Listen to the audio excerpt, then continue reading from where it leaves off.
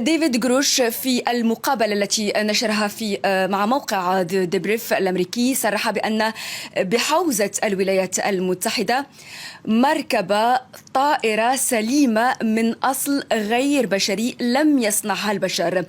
لم يقل فقط طائرة مجهولة الهوية كما اعتدنا في تصريحات سابقة. هذا كلام خطير اللي صرح فيه، وكما يقال الادعاء الكبير يحتاج إلى دليل كبير، وهو ترك الجيش في 3/4/2023 من أجل أنه تعزيز مساءلة الحكومة حول هذا التصرف. نعم، إن كان هذا الكلام الذي صرح به ديفيد جروش حقيقة ومتم التأكيد منه فهو كلام خطير، معنى أن هناك الولايات المتحدة الأمريكية تخفي. ونصل الآن مشاهدينا إلى فقرة تكنو والزميلة حسنة مليح. أهلا بك حسنة.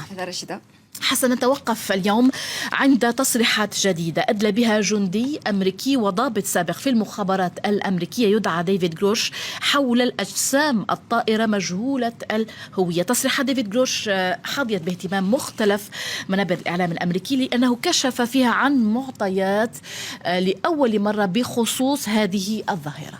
تماما، في مقال نشر على موقع ذا ديبريف نفهم لماذا يهتم الإعلام الأمريكي مجددا بتصريحات ليست هي الأولى حول موضوع الأجسام الطائرة مجهولة الهوية.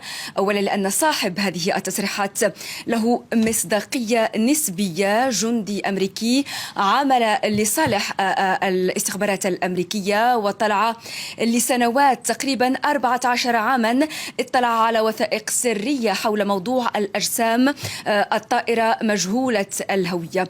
والسبب الثاني هو أنه رفع دعوى قضائية ضد الحكومة الأمريكية، أو رفع شكوى الأصح يتهم إذن الحكومة الأمريكية بحجب معلومات حول هذه الأجسام عن الرأي العام الأمريكي، وطالب الكونغرس بإجبار الحكومة الأمريكية على رفع هذه السرية عن هذه المعلومات. نتحدث عن هذا الموضوع مع ضيفنا اليوم من الأردن الدكتور عمار السكجي، باحث في الفيزياء النظرية والفلك ورئيس الجمعية الفلكية الأردنية. أهلا بك معنا. يا أهلا وسهلا فيك، شكرا لكم. مرحبا بك. إذن ديفيد جروش في المقابلة التي نشرها مع موقع ديبريف الأمريكي صرح بأن بحوزة الولايات المتحدة مركبة طائرة سليمة من أصل غير بشري لم يصنعها البشر. لم يقل فقط طائرة مجهولة الهوية كما اعتدنا في تصريحات سابقة. كيف تفهم هذا التصريح أولا؟ في البداية طبعا تصريحات ديفيد جروش، وهو ضابط سابق في استخبارات الجغرافيا المكانية في NGA ومكتب الاستطلاع الوطني NRO، وهي المكاتب الرئيسية في الاستخبارات العسكرية، وكان هو هذا الرجل مستشار فني أول للوكالة لتحليل الظواهر الجوية غير المحددة. حتى نستطيع أن نقرأ هذا التصريح لابد أن ندخل في السياق العام للأمر، سواء السياق الحكومي والسياق الأكاديمي، ونعود إلى تسريبات الفيديوهات الأمريكية اللي سربها ضباط البحرية الأمريكية في 2004 و2015 و2019، وكذلك الكونغرس الأمريكي أعطى البنتاغون 60 يوم لإفصاح عن كل ما لديه من معلومات، وتشكلت لجنة كبيرة جدا ضمت كبار ضباط الاستخبارات وكبار ضباط البحرية الأمريكية، ونشرت تقرير في 2021 والتقرير من 14 صفحة. هذا التقرير بشكل عام لم يشر لا من قريب ولا من بعيد لأي أجسام طائرة خارج كوكب الأرض، رغم أن كان في هناك ملاحق سرية. وهي الملاحق السرية يعني إذا رأينا كان في اجتماع لناسا الشهر الماضي، نهاية الشهر الماضي في 30/5، واستمر الاجتماع 5 ساعات وكان الاجتماع علني. وعندما سئل مندوب الDOD اللي هو مندوب البنتاغون عن الملاحق السرية، قال الملاحق السرية عندما تقوم الطائرة بتصوير طير نحن نعتبر هذا التصوير ملحق سري، مش مشان الطير ولا مشان الحادثة، وإنما عدم كشف الأجهزة المستخدمة في التصوير والسنسورات والكاميرات. إذن السرية تعود ليس للحدث وإنما للتكنولوجيا المستخدمة لهذا الأمر، حتى لا مثلا الدول الأخرى تنطلق لها. التصريحات اللي قام فيها ديفيد جروش مرة أخرى هي تصريحات مثيرة للجدل، لأنه هذا الرجل كان ماخذ مواقع عالي جدا، وهو رافع الآن شكوى ضد البنتاغون لأنه لم ويتهم البنتاغون أنه لم يقدم المعلومات الكافية للكونغرس. حقيقة يعني احنا أمام العمل فردي، هذا عمل فردي، وأمام السياق العام العمل المؤسساتي اللي قامت فيه البنتاغون وشارك فيه لجان كبيرة جدا، وكذلك الآن موضوع حيل ناسا وأصبح شبه علني، يعني تم تدوين الموضوع، وناسا قامت بتحليل حوالي 800 تقرير حول هذا الأمر، وهذه 800 تقرير كل الظواهر تم تحليلها باستثناء حوالي 2 إلى 5%. فبالتالي معظم هذه الظواهر هي ظواهر ليست من خارج كوكب الأرض، وإنما ظواهر عادية لها علاقة بالغلاف الجوي، فيزياء الغلاف الجوي، لها علاقة بظواهر جوية، برامج تطوير عسكري وحكومي، أنظمة معادية، هناك احتمالات أنظمة معادية مثلا لهذه الظواهر. دكتور عمار، أعتذر، ديفيد غروش إذن كما ذكرت قبل قليل جندي أمريكي سابق، يعني قاتل في أفغانستان وحصل على وسام عسكري، ولم يرتبط اسمه يوما إطلاقا في الماضي حسب يعني ما صدر عنه، لم يرتبط اسمه إطلاقا في الماضي بمروجي نظريات المؤامرة أو مروجي نظريات وجود مخلوقات غير بشرية سواء في كوكبنا أو خارج كوكب الأرض. هل هذا الوصف يضفي مصداقية على كلامه أم يجب رغم كل هذا الوصف الحذر، نظرا لأنه كما يقول في تصريح ديبريف يقول إنه عانى من الانتقام داخل الجيش الأمريكي ويريد ربما هو بدوره الانتقام من هذا الجيش؟ طبعا هذا كلام خطير اللي صرح فيه، وكما يقال الادعاء الكبير يحتاج إلى دليل كبير، وهو ترك الجيش في 3/4/2023 من أجل أنه تعزيز مساءلة الحكومة حول هذا التصرف.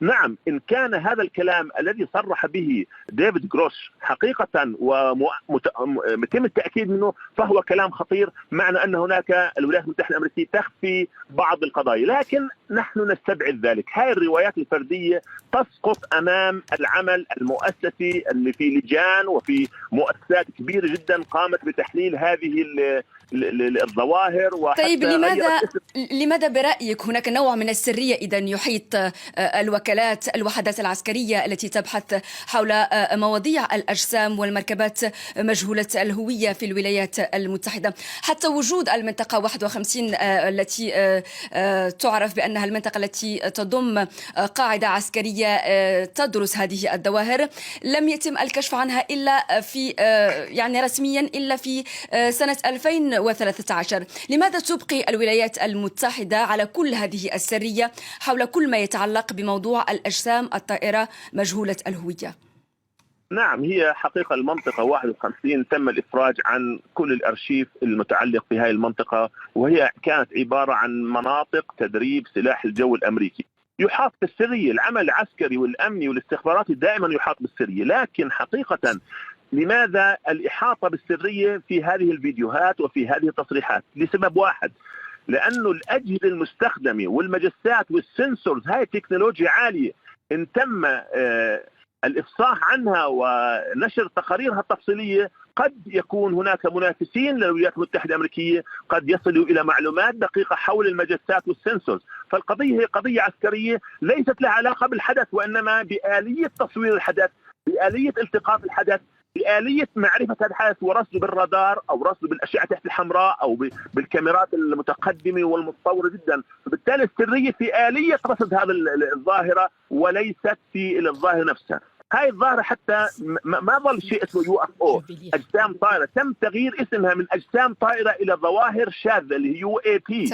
إنه هاي الأمر قد تكون خارج بالفضاء، قد تكون بالجو، قد تكون على الأرض، قد تكون تحت الماء.